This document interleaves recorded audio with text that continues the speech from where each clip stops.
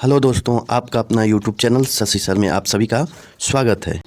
मैं शशि सर आपके उज्जवल भविष्य की कामना करता हूं। मैं आज हिंदी प्रैक्टिस सेट 8 लेकर उपस्थित हूं। जिस प्रकार से परीक्षा में प्रश्न पूछे जाते हैं उसी तरह से प्रश्न लेकर उपस्थित हुए हैं। देखिए आज का पहला सवाल 39 नंबर आज का पहला सवाल होगा। आइए देखते हैं। कमायनी के रचनाकार कौन है? कमायनी के रचनाकार कौन है? आपके सामने ऑप्शन होगा प्रसाद, बी है निराला, सी है पंत और डी है माधवी वर्मा। तो कौन सा ऑप्शन सही हो जाएगा बताइएगा, इसमें कमेंट के माध्यम से बताइएगा कौन सा ऑप्शन सही होगा। तो ऑप्शन नंबर ए आपका बिल्कुल सही हो जाएगा। कमायनी के रचनाकार कौन है? जयशंकर प्रसाद जी हैं। आइए इनकी और कुछ कृतियों के बारे में देखते हैं। काव्य कृतियाँ इनकी है चित्रधार है, कानन कुसुम है, करुणालय है, महाराजा का महत्व, प्रेम प्रतीक है, झरना है, आंसू है, लहर है, कमायनी है। ये काव्य कृतियाँ कुछ इनकी अन्य है। और इनके उपन्यास है कंकाल, तितली, इरावती, इरावती अपूर्ण है, निबंध संग्रह है, काव्य कला और अन्य निबंध इनके हैं। तो ये देख लीजिएगा इनके महत्वपूर्ण कुछ कृतियाँ हैं। आइए अगला क्वेश्चन देखते हैं।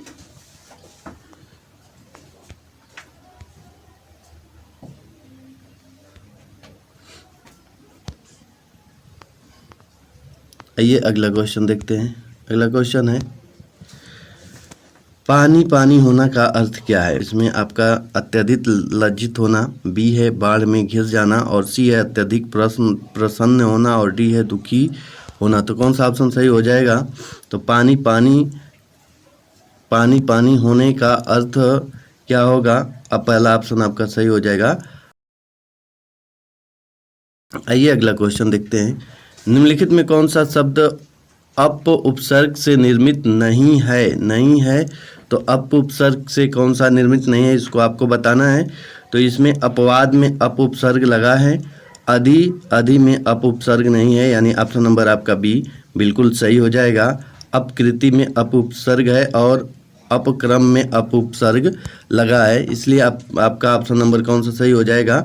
ऑप्शन नंबर बी अधिगम, अधिगम में अधि उपसर्ग लगा है। तो ऑप्शन नंबर बी आपका सही हो जाएगा। आइए अगला क्वेश्चन देखते हैं। निम्नलिखित में कौन सा शब्द बादल का पर्यायवाची नहीं है? बादल का पर्यायवाची शब्द नहीं है। तो पहला ऑप्शन है जलधर, बी है मेघ, सी है अब्र और डी है जलज। तो कौन सा ऑप्शन हो जाएगा? तो ऑप्शन नंबर आपका डी बिल्कुल सही हो जाएगा। ये सब बादल के पर्यायवाची शब्द है। जलधर, मेघ, अब्र ये बादल के पर्यायवाची शब्द हैं, बादल के। और जलज कमल का पर्यायवाची शब्द होता है, कमल का। तो ऑप्शन नंबर डी आपका बिल्कुल सही हो जाएगा। आइए और कुछ इनकी पर्यायवाची शब्द देख लेते हैं बादल का। कादम्बिनी होता है बादल का, मेघ होता है, मेघावली होता है, अंबुधर होता है, जलद होता है, वहलाक होता है, अब्र होता है, धर होता है, जलधर होता है, वारिधर होता है, अम्बुद होता है इत्यादि। इस प्रकार बादल के कुछ अन्य पर्यायवाची शब्द हो गए।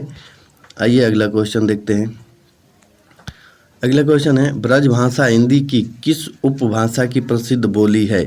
तो आपके सामने ऑप्शन है पूर्वी हिंदी, बी है पश्चिमी हिंदी, सी है पहाड़ी हिंदी और डी है बिहारी हिंदी। तो कौन सा ऑप्शन हो जाएगा? तो ऑप्शन नंबर बी आपका बिल्कुल सही हो जाएगा, पश्चिमी हिंदी है। आइए अगला क्वेश्चन देखते हैं। अन्ना भाव किस प्रकार का समास है? अन्ना भाव किस प्रकार का समास है? तो पहला है तत्पुरुष समास, बी है अव्ययीभाव समास, सी है कर्मधारय और डी है द्वंद्व समास। तो कौन सा हो जाएगा? तो ऑप्शन नंबर आपका ए बिल्कुल सही हो जाएगा, तत्पुरुष समास है। इसका विग्रह करें तो अन्य का अभाव हो जाएगा, अन्य का अभाव। कौन सा समास आएगा? तत्पुरुष समास आएगा।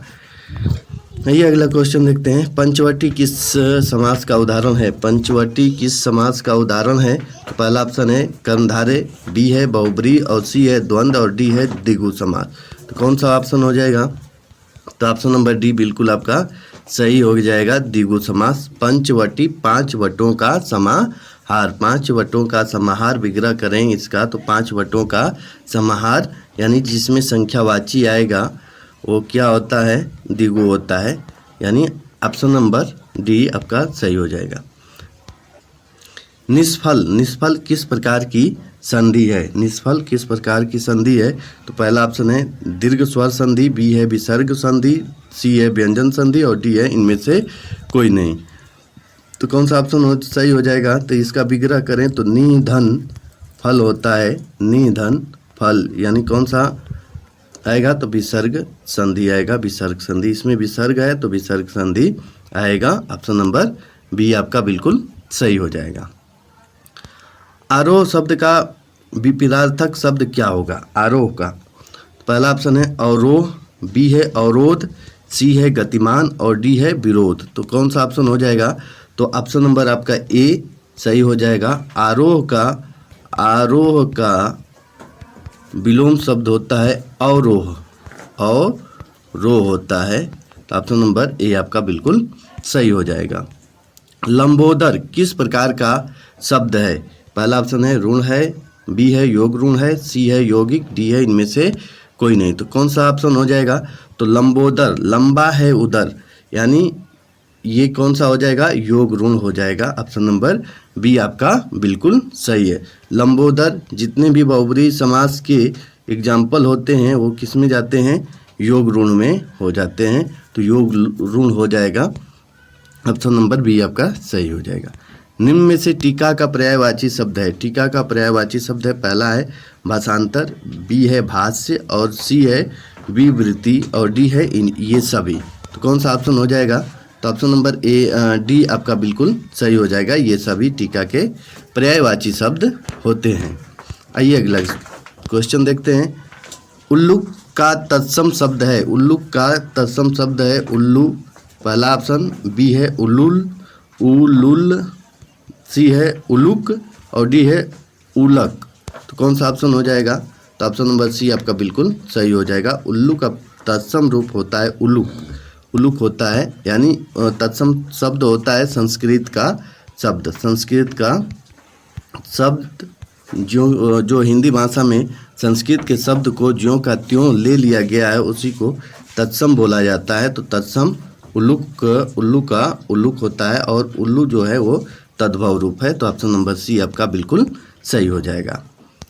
निम्न में कौन सा क्षुब्ध का पर्यायवाची है? क्षुब्ध का तो पहला ऑप्शन है विकल, सी है व्याकुल और सी है अहिगन और डी है ये सभी। तो कौन सा ऑप्शन सही हो जाएगा? तो ऑप्शन नंबर डी आपका बिल्कुल सही हो जाएगा। क्षुब्ध का जो विलोम होता है विकल होता है, व्याकुल होता है और अहिगन होता है, ये सभी होता है। राहत का विलोम शब्द क्या होगा? पहला ऑप्शन है प्रकोप, बी है तसल्ली, सी है कष्ट और डी है दुखी। तो कौन सा ऑप्शन हो जाएगा? तो ऑप्शन नंबर ए आपका बिल्कुल सही हो जाएगा। राहत का विलोम होता है प्रकोप। ऑप्शन नंबर ए बिल्कुल सही हो जाएगा। मछली का तत्सम रूप क्या होता है? पहला ऑप्शन मीन, दूसरा मत्स्य, सी ऑप्शन है मीनाक्षी और डी है मीनेच। तो कौन सा ऑप्शन हो जाएगा? तो ऑप्शन नंबर बी बिल्कुल सही हो जाएगा। मछली का जो तत्सम रूप होता है मत्स्य होता है। प्रतिहिंसा में कौन सा उपसर्ग प्रयुक्त हुआ है? अगला क्वेश्चन, प्रतिहिंसा में कौन सा उपसर्ग है? तो पहला ऑप्शन है परि, बी है प्रति, सी है परा और डी है वी। तो कौन सा उपसर्ग है? तो ऑप्शन नंबर बी आपका बिल्कुल सही है। प्रति उपसर्ग लगा है, प्रतिहिंसा में प्रति उपसर्ग लगा है। विद्यार्थी किसकी संधि विच्छेद है? किसकी संधि विच्छेद है? तो विद्यार्थी में विद्यार्थी की संधि विग्रह करें तो इसमें आ प्लस अ मिलकर क्या बनेगा? आ बनेगा, यानी क्या बनेगा? विद्यार्थी, विद्यार्थी। कौन सा ऑप्शन होगा? तो ऑप्शन नंबर बी आपका बिल्कुल सही हो जाएगा। ये कौन सा संधि है? तो दीर्घ स्वर संधि है, दीर्घ स्वर संधि का एग्जाम्पल है। तो ये विद्यार्थी का विद्या प्लस अर्थी होगा। ऑप्शन नंबर बी आपका बिल्कुल सही हो जाएगा। आइए अगला क्वेश्चन देखते हैं। अगला क्वेश्चन है हाथ मलना मुहावरे का सही अर्थ क्या है? तो पहला है पश्चाताप करना, बी है हाथ में दर्द होना, सी है लाभ होना और डी है हानि होना। तो कौन सा होगा? हाथ मलना पहला ऑप्शन आपका बिल्कुल सही हो जाएगा। Option number A is correct. तारे गिनना मुहावरे का सही अर्थ क्या है? तारे गिनना पहला ऑप्शन बड़ा काम करना, बी है चिंतित रहना, सी है मुसीबत में फंसना और डी है खाली बैठे रहना, तो कौन सा ऑप्शन हो जाएगा? तो तारे गिनना, ऑप्शन नंबर बी आपका बिल्कुल सही हो जाएगा, चिंतित रहना। श्रृंगार रस का अस्थाई भाव क्या होता है? श्रृंगार रस का अस्थाई भाव क्या होता है? तो ऑप्शन नंबर पहला है निर्वेद, बी है शोक, सी है रति और डी है घृणा। तो कौन सा हो जाएगा? तो ऑप्शन नंबर आपका सी बिल्कुल सही हो जाएगा। श्रृंगार रस का जो अस्थाई भाव होता है वो रति होता है, शांत होता है निर्वेद का, और शोक होता है करुण का, और घृणा होता है विवश का। तो ऑप्शन नंबर आपका ये सी सही हो जाएगा। किस रस को रस राज कहा जाता है? तो ऑप्शन नंबर ए है श्रृंगार रस, बी है वीर रस, सी है शांत रस और डी है भक्ति रस। तो कौन सा ऑप्शन हो जाएगा? तो रस राज पहला ऑप्शन सही हो जाएगा। श्रृंगार रस को रस राज कहा जाता है। छप्पय किस प्रकार का छंद है? पहला ऑप्शन है मात्रिक, बी है वर्णिक और सी है मुक्त छंद और डी है इनमें से कोई नहीं। तो कौन सा हो जाएगा? तो ऑप्शन नंबर ए आपका बिल्कुल सही हो जाएगा, मात्रिक छंद है। स्कंदगुप्त किसकी नाट्य कृति है? स्कंदगुप्त पहला ऑप्शन है जयशंकर प्रसाद, बी है हरिकृष्ण प्रेमी, सी है लक्ष्मी नारायण मिश्र और डी है मोहन राकेश। तो कौन सा ऑप्शन हो जाएगा? तो ऑप्शन नंबर ए आपका बिल्कुल सही हो जाएगा। यह स्कंदगुप्त जयशंकर प्रसाद की कृति है। बादल राग किसकी लंबी कविता है? तो पहला ऑप्शन है जयशंकर प्रसाद, बी है निराला जी और सी है नागार्जुन और डी है मुक्तिबोध। तो कौन सा ऑप्शन हो जाएगा? तो ऑप्शन नंबर बी आपका बिल्कुल सही हो जाएगा। बादल राग निराला जी की कविता है। नीचे एक व्याख्या दिया गया है जिसके 4 विकल्प दिए गए हैं, उनमें कोई एक विकल्प उपवाक्य का शुद्ध रूप है, उसका चयन कीजिए। इधर आजकल भ्रष्टाचार बहुत है, पहला ऑप्शन है भ्रष्टाचार इधर आजकल बहुत है, बी है आजकल भ्रष्टाचार इधर बहुत है, सी है आजकल भ्रष्टाचार बहुत है और डी है इधर आजकल बहुत भ्रष्टाचार है। तो कौन सा ऑप्शन सही हो जाएगा? तो आपका option number C option number C बिल्कुल सही हो जाएगा।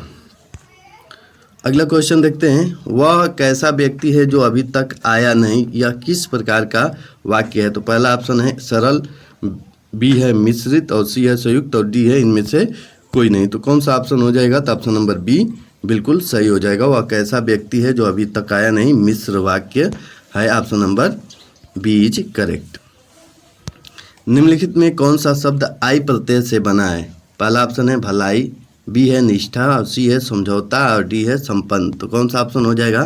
तो ऑप्शन नंबर ए बिल्कुल आपका सही हो जाएगा। भलाई में आई प्रत्यय लगा है, option number A is correct. किस मुहावरे का अर्थ परेशान करना है?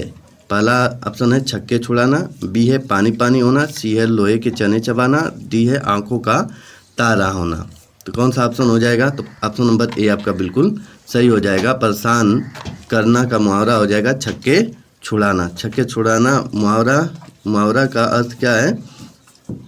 छक्के छुड़ाना का परेशान करना, ऑप्शन नंबर ए आपका बिल्कुल सही हो जाएगा। आइए इसकी व्याख्या देखते हैं। पानी पानी होने मुहावरे का अर्थ होता है लज्जित होना या शर्मिंदा होना। लोहे के चने चबाना मुहावरे का अर्थ है कठिन संघर्ष करना, और आंख का तारा होना का अर्थ है बहुत प्रिय होना। तो इसका ऑप्शन नंबर कौन सा सही हो जाएगा? ए आपका बिल्कुल सही हो जाएगा। आइए अगला क्वेश्चन देखते हैं। बहुत तेज वर्षा हो रही है, इसमें प्रविशेषण कौन सा है? प्रविशेषण जो विशेषण की विशेषता बताए उसे प्रविशेषण कहते हैं। तो यहाँ पर ऑप्शन नंबर ए है तेज, बी है बहुत, सी है वर्षा और डी है बहुत तेज। तो कौन सा ऑप्शन हो जाएगा? तो तेज वर्षा हो रही है, तो विशेषण का विशेषता बता रहा है तेज, और विशेषण का जो विशेषता बता रहा है वो बहुत है, तो बहुत आपका ऑप्शन सही हो जाएगा। Option number B is correct. प्रविशेषण कौन है? बहुत है। कुछ लड़कियां आ रही हैं, इस वाक्य में कौन सा विशेषण है? कौन सा विशेषण है? तो कुछ लड़कियां आ रही हैं, पहला ऑप्शन है सर्वनामिक विशेषण है, बी गुणवाचक विशेषण है, सी परिमाणवाचक विशेषण है और डी संख्यावाचक विशेषण है। तो कौन सा ऑप्शन हो जाएगा? तो ऑप्शन नंबर डी आपका बिल्कुल सही हो जाएगा। संख्यावाचक वाचक विशेषण है, यानी कौन सा संख्यावाचक है? तो अनिश्चित संख्यावाचक का एग्जाम्पल दिया गया है यहाँ पर। राम ने श्याम को मारा में कौन सा कारक है? तो पहला ऑप्शन है कर्ता कारक, बी है कर्म कारक, सी है करण कारक, डी है अपदान कारक। तो कौन सा हो जाएगा? तो ऑप्शन नंबर ए आपका बिल्कुल सही हो जाएगा। कर्ता कारक कर्ता ने कर्म को, तो ने जब लगा है तो ये कौन सा हो जाएगा, कर्ता कारक हो जाएगा। ऑप्शन नंबर ए आपका बिल्कुल सही हो जाएगा। अगला क्वेश्चन देखते हैं, निश्चयवाचक सर्वनाम कौन सा है। निश्चयवाचक, पहला ऑप्शन है कौन, बी है कुछ, और सी है कोई, और डी है वह। तो कौन सा हो जाएगा, तो ऑप्शन नंबर आपका डी बिल्कुल सही हो जाएगा। निश्चयवाचक सर्वनाम कौन सा है, तो वह है option number D is correct. इसकी व्याख्या देख लेते हैं। इसकी व्याख्या, ये डी बना लीजिएगा, ये डी रहेगा।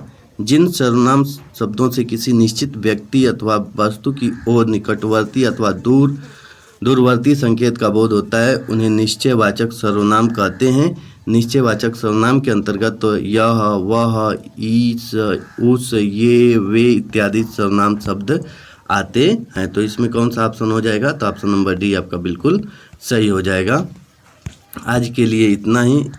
यदि आप लोगों को यह वीडियो पसंद आया हो तो लाइक, शेयर, कमेंट ज़रूर कीजिएगा, और यदि चैनल पर पहली बार हैं तो चैनल को सब्सक्राइब कर लीजिएगा।